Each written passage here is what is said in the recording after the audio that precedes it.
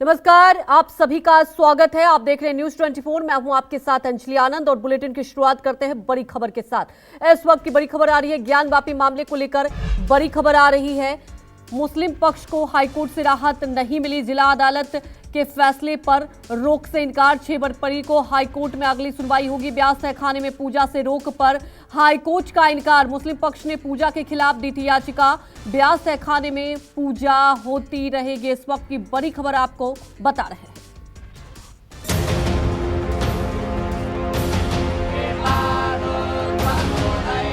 Court ने पूजा का अधिकार दिया तो पुजारी ने आव देखा न ताव। फैसला शाम को आया और सूरज ढलते ही पुजारी सामग्री के साथ तहखाने में उतर गया। ब्यास तहखाना की साफ सफाई हुई, तहखाने को रोशन किया गया,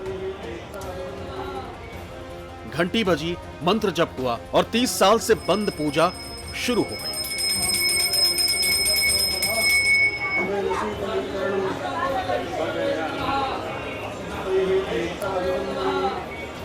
इधर पूजा के अधिकार को लेकर जिला अदालत के फैसले को लेकर मुस्लिम पक्ष ऊपरी कोर्ट पहुंचा तो उधर पुजारी तहखाने पहुंच गया।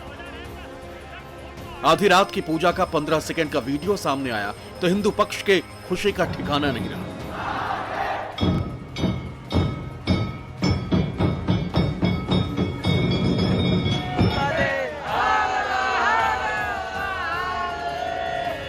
यानी ऊपर नमाज हुई और नीचे पूजा अर्चना। कोर्ट ने कहा कि 7 दिन के अंदर पूजा कराने का इंतजाम किया जाए, लेकिन 7 घंटे भी नहीं लगे कि तहखाने में घंटी बजने लगी।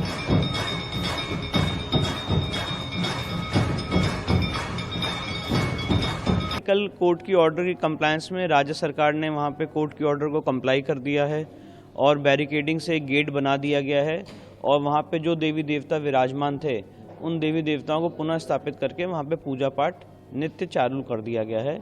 तो आज की जो वस्तु स्थिति है वो ये है कि व्यास जी के तहखाने में नियमित पूजा पाठ शुरू हो चुकी है। बहुत शुभ दिन है, बहुत अच्छी बात है और लाखों करोड़ों हिंदुओं के अरमान पूरे हुए हैं। वो पूजा जो 93 तक चल रही थी वो पुनः प्रारंभ हुई है।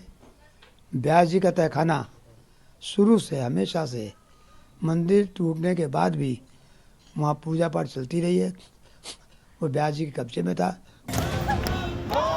तहखाने के पूजा का वीडियो वायरल हुआ तो महिलाएं हाथ में पूजा की थाली लिए ज्ञानवापी की तरफ निकल पड़ी, मानो इसी पल का बरसों से इंतजार था जो कोर्ट के फैसले ने उन्हें मुहैया कराया। व्यास परिवार की तरफ से भी रिएक्शन आया। खुशी है हम लोगों को कि हमारे पूर्वज लोग इतना परिश्रम किए, उसका फल आज हम लोगों को मिल रहा है। हम लोगों को जानने को मिलेगा, पूजा अर्चन करने को मिलेगा। इधर वीडियो सामने आया, उधर तहखाने में आरती और पूजा की टाइमलाइन आ गई। कितने बजे क्या होगा? रोज 5 आरती होगी। सुबह 3:30 बजे मंगला आरती, दोपहर 12 बजे भोग, शाम 4 बजे अपराह्न, सायंकाल 7 बजे, शयनकाल रात 10:30 बजे। मस्जिद में 5 वक्त की नमाज होती है। ठीक वैसे ही हिंदू धर्म की तरफ से 5 टाइम पूजा अर्चना हो। जैसे नमाज सुबह से रात तक 5 बार होती है, ठीक वैसे ही पूजा भी सुबह से शुरू होकर रात तक चलेगी। करीब करीब दोनों का वक्त एक जैसा ही। जिस वक्त सुबह बजर की नमाज होती है उसी तरह सुबह 3:30 बजे मंगला आरती शुरू होगी। जैसे रात 9 बजे ईशा की नमाज होती है, कुछ ऐसे ही रात 10:30 बजे शयनकाल पूजा होगी। यानी अब अगले आदेश तक मौलवियों और पुजारियों की आस्था की परीक्षा होगी। 1992 में ज्ञानवापी में पूजा बंद करा दी गई थी। 30 साल बाद इसके तहखाने में दीप जले। सुबह सुबह काफी संख्या में लोग पूजा के लिए ज्ञानवापी के व्यास तहखाने पहुंचे हैं। इस मामले में डीएम ने कहा है कि जिला कोर्ट के आदेश का अनुपालन कराया गया।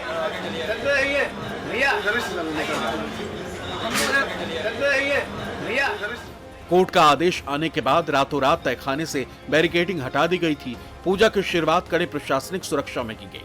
हिंदू पक्ष के वकील जैन ने इस फैसले की तुलना राम मंदिर में ताला खोलने के आदेश से की और कहा है कि ये इस मामले का टर्निंग पॉइंट है। वहीं मुस्लिम पक्ष ने इस पर नाराजगी जताई और ऊपरी कोर्ट तक मामले को लेकर पहुंचे। तो न्यायालय ने जो समझा वो आदेश किया, मगर मुस्लिम समाज इस बात से मर्माहत है कि व्यास जी का नाती जो शैलेंद्र पाठक ने जिला जज की अदालत में मुकदमा किया, उस पर कोई ऐसी एविडेंस नहीं थी। क्या ऐसी अर्जेंसी थी कि 17 तारीख को आप जिला अधिकारी के सुपुर्द में देते हैं, उसके बाद में आप 31 तारीख को रिटायर हो रहे हैं और उस दिन पूजा पाठ की बात देते हैं? क्यों देते हैं? कितने साल हो गए? 93 से अब 30 साल हो गए। हाँ, उसमें मूर्तियां कहाँ हैं कि कैसे मालूम उनको? तो ये प्लेसेस ऑफ वर्शिप एक्ट का वायलेशन है भाई। 30 साल के बाद आप ये काम की इजाज़त दे रहे हैं, तो उनका तो एक काम था कि आप उनको 30 दिन का टाइम देते अपील के लिए। आप कहते हैं कि 7 दिन में पूरा निकाल दो, ग्रिल्स निकाल दो और आप इजाज़त दे दिए। तो ये सरासर गलत फैसला है। आपको बता दें कि हिंदू पक्ष कुछ समय से ज्ञानवापी परिसर में मौजूद एक तहखाने में पूजा का अधिकार मांग रहा था। यह तहखाना मस्जिद परिसर में है। हिंदू पक्ष ने अपनी याचिका में दावा किया था कि परिसर की दक्षिण दिशा में स्थित तहखाने में मूर्ति की पूजा होती थी। दिसंबर 1993 के बाद पुजारी श्री व्यास जी बैरिकेड वाले क्षेत्र में जाने से रोक दिया गया। इस वजह से तहखाने में होने वाले राग भोग आदि संस्कार भी रुक गए। राज्य सरकार और जिला प्रशासन ने बिना किसी कारण तहखाने में पूजा पर रोक लगा दी थी। ब्रितानी शासन काल में भी तहखाने पर व्यास जी के परिवार का कब्जा था। दिसंबर 1993 तक वहां पूजा अर्चना की है। तहखाने का दरवाजा हटा दिया गया। जिला कोर्ट ने कल अपने फैसले में पूजा का अधिकार दे दिया। अब आपको बताते हैं कि जिस व्यास जी के तहखाने में हिंदू पक्ष ने पूजा अर्चना की है, आखिरकार वो परिसर के नक्शे में है कहां? ज्ञानवापी से जुड़े 1936 के दीन मोहम्मद के मुकदमे में अदालत में दाखिल एक नक्शे में दक्षिण की तरफ अंग्रेजी में लिखा है व्यास के स्वामित्व में तहखाना। 1991 के दावे वाले नक्शे में भी दक्षिण में तहखाने का स्वामित्ववादी संख्या 2 के नाम से नजर आता है। नक्शे में इस तहखाने के ठीक सामने नंदी को दिखाया गया है और उसकी दाईं ओर गौरी शंकर को, बाईं तरफ बारादरी है जिसके परिसर में व्यास जी की गद्दी, एक कुआं, पीपल का पेड़ और विनायक को दिखाया गया है। महाकालेश्वर को बारादरी से सटा हुआ दिखाया गया। नक्शे में ज्ञानवापी परिसर से इर्द गिर्द सारी जमीन पर हिंदू पक्षकारों का कब्जा दिखाया गया। अब इसी तहखाने में 30 साल बाद दीप जले, मामला कोर्ट तक पहुंच गया। बात करें आरती की, तो जहां पर आदेश मिला है जिला कोर्ट का, जिला अदालत का, वहां पे 5 टाइम की आरती की जाएगी। मंगला आरती समेत तमाम आरतियां यहां पर की जाएंगी। तो फिलहाल हम आपको बता दें कि जो कोर्ट का आदेश था 1 हफ्ते के अंदर में वहां पे पूजन अर्चन करने को लेकर के वहां पे पूजन अर्चन हो चुका है और श्रद्धालुओं में काफ़ी उत्साह देखा जा रहा है। वाराणसी से अनु सिंह, न्यूज़ 24।